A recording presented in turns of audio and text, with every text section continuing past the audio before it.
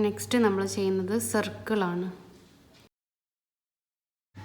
Circle ചെയ്യാൻ നമ്മൾ just circle draw ചെയ്യാൻ വേണ്ടി പഠിക്കാൻ, നീറ്റായിട്ട് സർക്കിൾ വരയ്ക്കണം എന്ന് മാത്രം. പ്രഷറിങ് ചെയ്ത് ജസ്റ്റ് ഇങ്ങനെ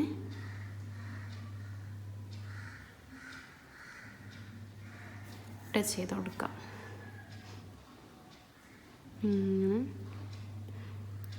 സർക്കിൾ വരയ്ക്കാൻ തീരെ കിട്ടാത്തവരാണ് നന്നായിട്ട് പ്രാക്ടീസ് ചെയ്യണം.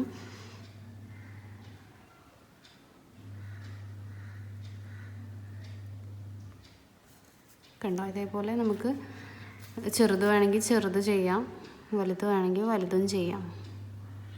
നമ്മൾ ആ ഡിസൈൻ ക്രിയേറ്റ് ചെയ്യുമ്പം അതിനനുസരിച്ചിട്ടാണ് നമ്മൾ സർക്കിൾ വരയ്ക്കുക.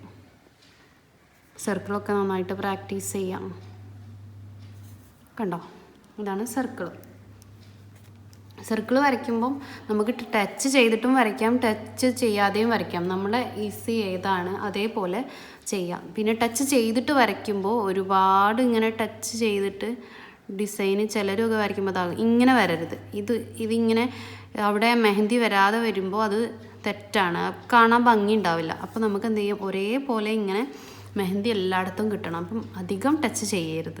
ഇങ്ങനെ വളച്ചൊക്കെ കൊണ്ടുവരുമ്പം കുറച്ചൊന്ന് കോണ് പൊക്കി കൊടുക്കുക. സർക്കിൾ കഴിഞ്ഞാൽ പിന്നെ നമ്മൾ ചെയ്യുന്നത് സ്പൈറലാണ്.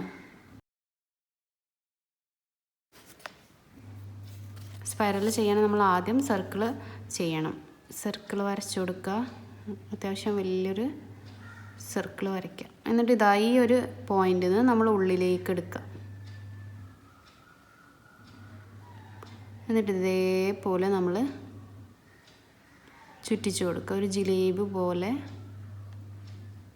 എന്നിട്ടൊരു ഡോട്ടും കൊടുക്കുക. കണ്ടില്ലേ, ആദ്യം നമ്മൾ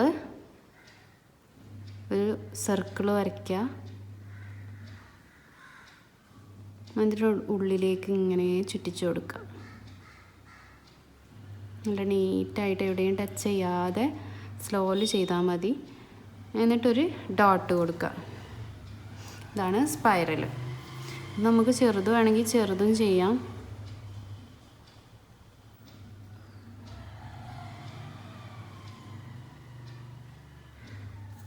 കണ്ടോ, ഇതേപോലെ സ്പൈറൽ ചെയ്യുമ്പോൾ നമ്മൾ വലിയതാണ് ചെയ്യണമെന്നുണ്ടെങ്കിൽ